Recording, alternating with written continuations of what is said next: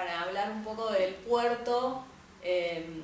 Yo pensaba que cómo relacionar temas tan complejos y tan amplios, porque el puerto y la ciudad involucran un montón de temas, de los cuales muchísimos se hablaron acá, y otros probablemente no se puedan hablar porque tienen que ver con otras cuestiones. Entonces, yo le había puesto un puerto, una ciudad, y después también pensaba, o una ciudad, un puerto, porque en realidad es una condición dialógica y la ciudad de La Plata se entiende a partir del puerto, más allá de que la historia lo ha dejado bastante relegado. No, disculpen que no los miro, pero voy como por el micrófono. Entonces, de alguna manera yo estructuré un poco la presentación con tres temas. Uno tenía que ver con la relación puerto-ciudad, aunque no voy a entrar en detalles en lo conceptual del paradigma de la relación puerto-ciudad.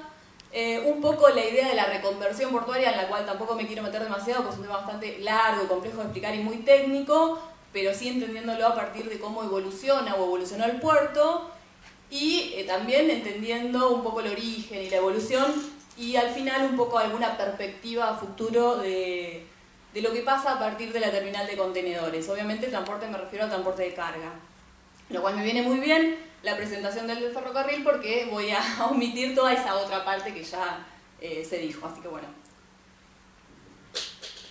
No sé si llega. Ahí. No, está al revés, pará. Ahí.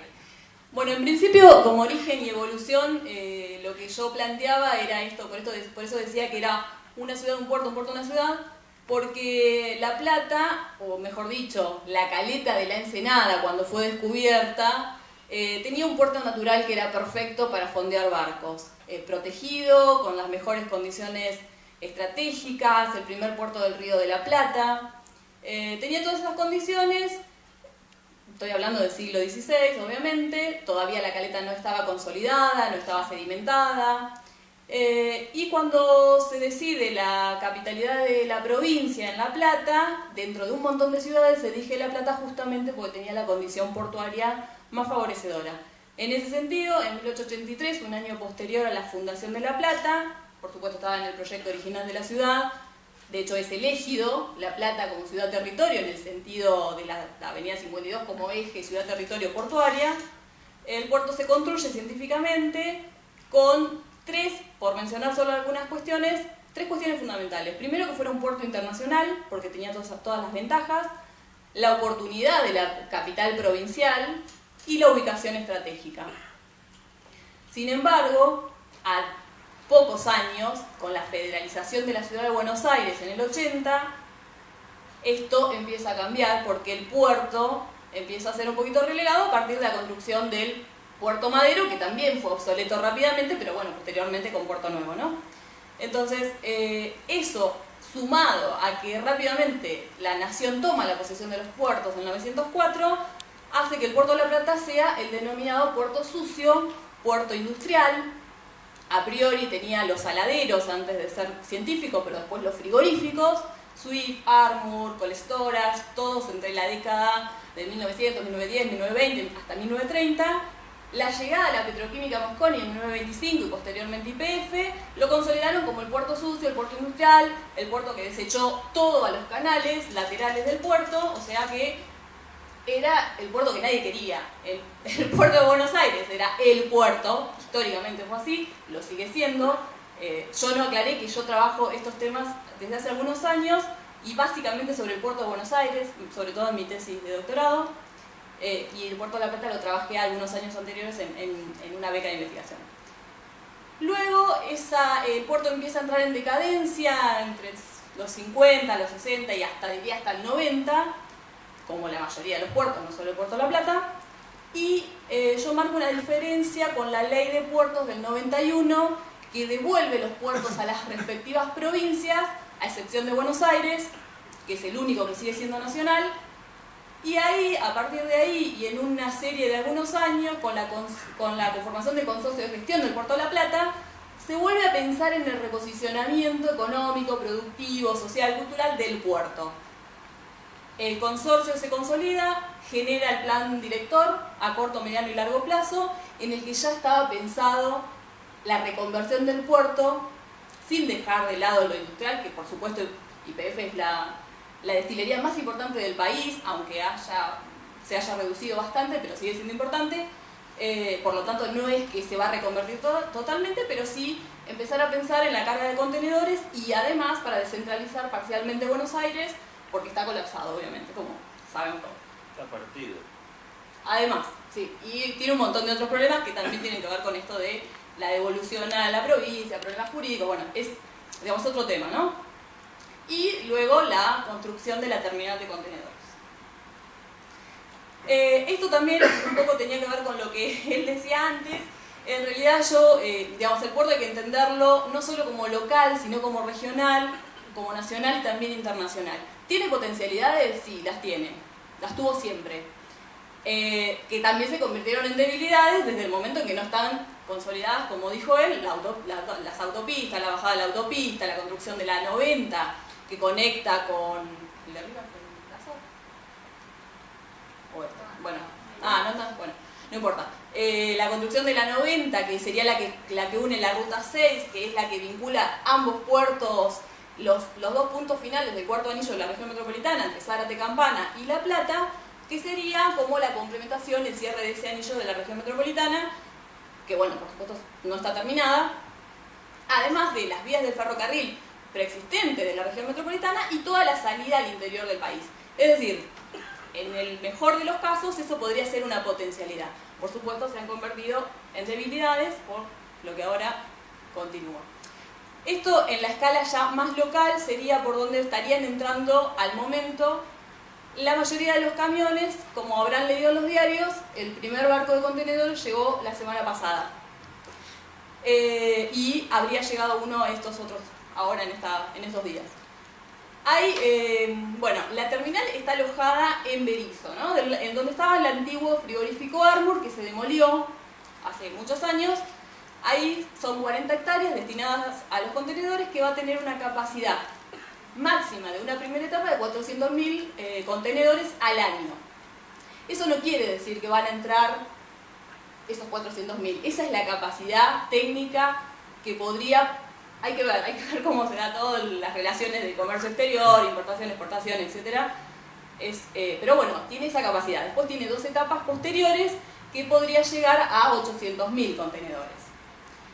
Del lado de Ensenada hubo una licitación hace un tiempo que no resultó, o por lo menos no se presentaron licitadores, y seguramente sí posteriormente vaya a haber ahí otra licitación para también generar otra terminal de contenedores.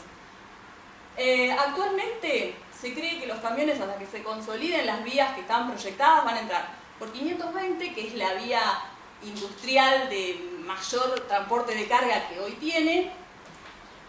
Los que vengan por ruta 2, por supuesto, bueno, tendrán que ver si entran por 520, algunos dicen por 44, yo no lo creo posible. Luego van a entrar por otros, probablemente puedan entrar por obviamente por la autopista Buenos Aires-La Plata, aunque no sea lo mejor, es así, van a entrar, el mismo puerto lo dice, van a entrar por la autopista Buenos Aires-La Plata, por el tercer carril. La bajada está en vías de terminar, se está terminando, la bajada ahí sobre 60, y los mayores conflictos o tensiones que se pueden generar, uno es la zona de 122 y 52. Es el enclave estratégico que reúne los 3 partidos, La Plata, Berisso y Ensenada. Está la zona de Facultades de Humanidades, que reúne más de 20.000 estudiantes, docentes, no docentes, trabajadores, y pasan por ahí 3.000 personas por día, porque obviamente es lo que te lleva al puerto, a YPF, a Berisso, digamos. Cualquiera que haya pasado por ahí sabe lo que eso significa, porque además ahí pasan todos los sistemas de transporte público, que además se incrementó desde que están las facultades, porque tiene muchos más sistemas de transporte. Por ahí pasa, bueno, no exactamente por ahí, pero sí por las vías del transporte universitario. Muchos chicos van caminando, muchos chicos van en bicicleta, hay muchas motos, por ahí también, por supuesto, los privados, y se va a sumar el transporte de carga. Es decir, que si hay un lugar en que obviamente está en tensión, es este. Ahora pusieron un puente peatonal que, bueno, solo resolvería, obviamente, ese paso, ¿no? Después, el otro conflicto, más en términos de, ya diría, barrial, lo tiene Berisso porque el ATEC Plata se ingresa por el barrio Nueva York, que si saben dónde queda y cómo es, más allá que esté degradado y demás, es un barrio histórico, que es patrimonio, que tiene una fuerte, en el imaginario por lo menos, está muy arraigado y demás, y es un barrio obviamente de muy baja densidad y demás. A la terminal se ingresa por ahí tanto el transporte liviano como el transporte pesado. Obviamente la 60 es la vía que más cargada va a estar. El puerto tiene una jurisdicción que incluye a las islas, que incluye el barrio Nueva York, el barrio Campamento, es decir, el puerto no es solamente el puerto, sino que tiene una jurisdicción que le pertenece, que le es propia, y que eso también en términos administrativos genera algunos conflictos con cada uno de los municipios. Yo no lo dije, pero bueno, el puerto es el Puerto de La Plata, pero es conformado por los tres partidos. No es ni de La Plata, ni de Berisso, ni de Ensenada, es de los tres. Entonces ahí yo, bueno, un poco más lo que dije antes, las tres áreas de tensión, 520 en lo que es Tolosa Ringuelet, básicamente, lo que es la zona del dique y la zona de Berisso. Después hay otros impactos que tienen que ver con las islas, que también, bueno, pero no me voy a meter en eso porque no tiene que ver estrictamente con el transporte, tiene que ver con otras cuestiones. Las principales cuestiones van a ser, por un lado, la mixtura de los desplazamientos de vehículos que a su vez podría desplazar al privado en calles alternativas barriales, lo cual va a congestionar las calles barriales, porque el que vaya por 122 probablemente decida meterse en otros caminos que va a generar otros conflictos. Por otro, lo que se habló, la contaminación sonora, visual y por supuesto del aire, y el aumento de los accidentes de tránsito, no menciono ahí, pero también podrían ser las vibraciones, la destrucción de edificios y demás. Esto es un poco lo que pasa en la calle desde que se supo la construcción de la terminal de contenedores. Aclaro también que no es un nuevo puerto, es una terminal dentro del puerto, como existe en Buenos Aires o en cualquier puerto del mundo que maneje movimiento de cargas. Ahí está lo que decía de la calle Nueva York, el barrio, el tránsito liviano va por la calle Nueva York y el pesado por Río de Janeiro, que es la paralela de atrás.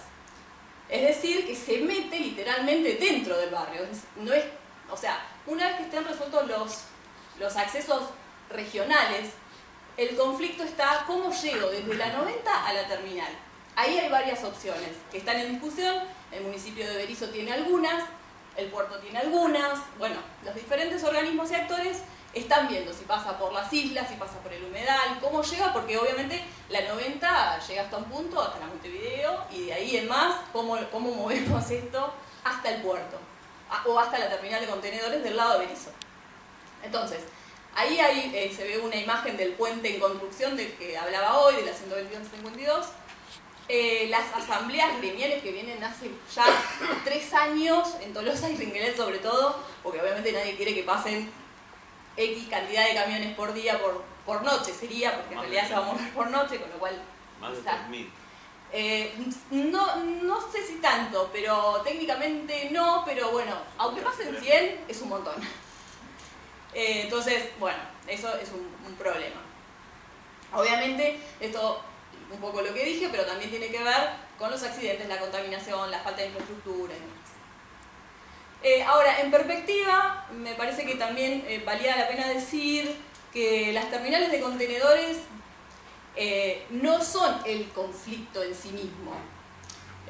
Los principales 15 puertos más importantes del mundo, de los cuales los primeros 5 son en China, todos son puertos urbanos y metropolitanos con una cantidad de población muy importante y en territorios muchísimo más pequeños que los nuestros, en muchos casos, en otros no.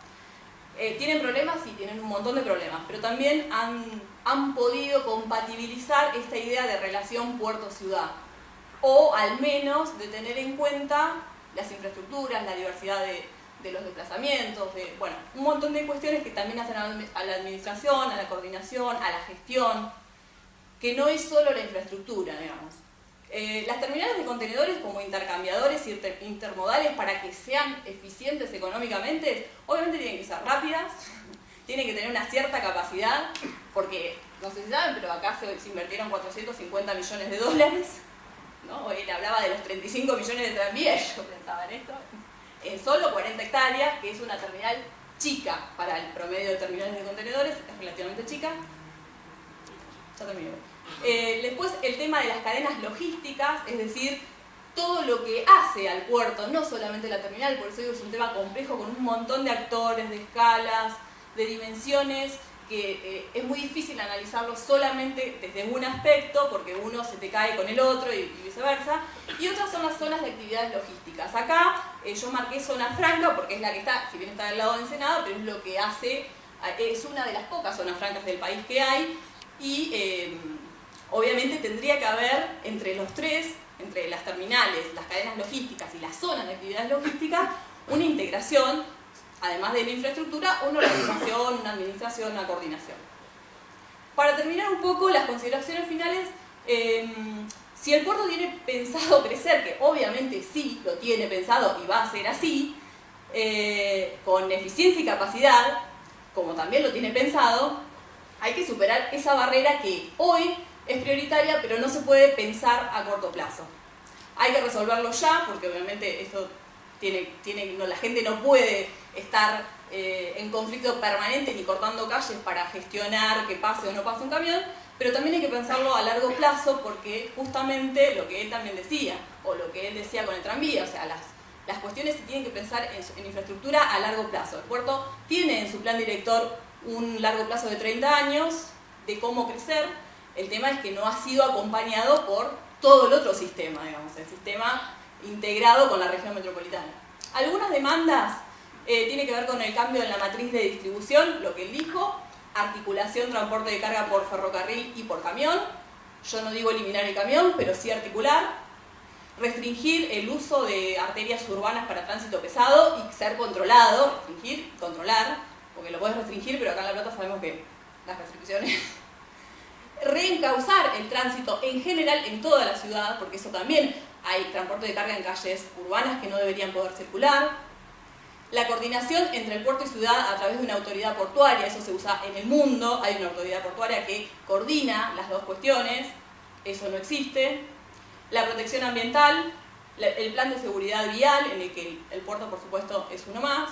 La articulación de actores múltiples, en tanto públicos y privados, y también la participación ciudadana. Mucha gente no sabe ni cómo llegar al puerto, porque obviamente el puerto no es un lugar accesible, mucho menos después de la caída de las Torres Gemelas, que se prohibió directamente. La gestión coordinada entre los municipios y la provincia, las políticas de Estado y las evaluaciones de impacto reales, ¿no? Algunas herramientas de planificación concretas para este tipo de temas tiene que ver con los planes de transporte, que son nacionales y regionales. Algunos hay, otros no, pero no están articulados. Los planes de redes o infraestructuras portuarias, zonales, también parcialmente existen. El plan director, que eso sí está y está en vigencia. Y los planes de intervenciones por unidad operativa, que en este caso serían los de las terminales o algún otro. Todo eso debería estar integrado. Y como cierre, yo pensaba o decía, bueno, si el presente nos hace pensar en una conformación de puertos red, ¿qué es lo que está en el mundo? En este sentido sería Zárate, Campana, Buenos Aires, Oxud, La Plata, como una idea de complementación y no de competencias como ha sido históricamente.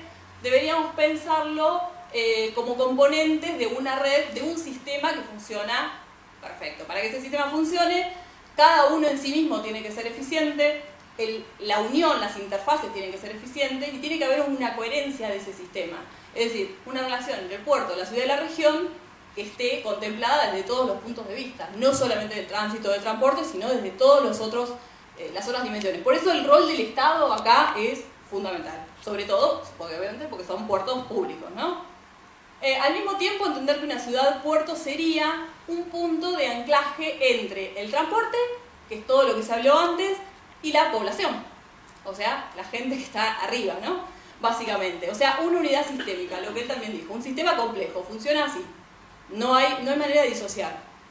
Y después, este índice de tensión entre el diálogo de los puertos urbanos metropolitanos con sus entornos, que no excluya las responsabilidades del puerto, las responsabilidades de las concesiones privadas, que generalmente son las que llevan más rentabilidad, y menos aún, por supuesto, la del Estado, en tanto sea un desarrollo sostenible real, no solamente desde el diálogo, que es lo que se hace cada vez que se inaugura la terminal, que creo que ya se inauguró 5 veces.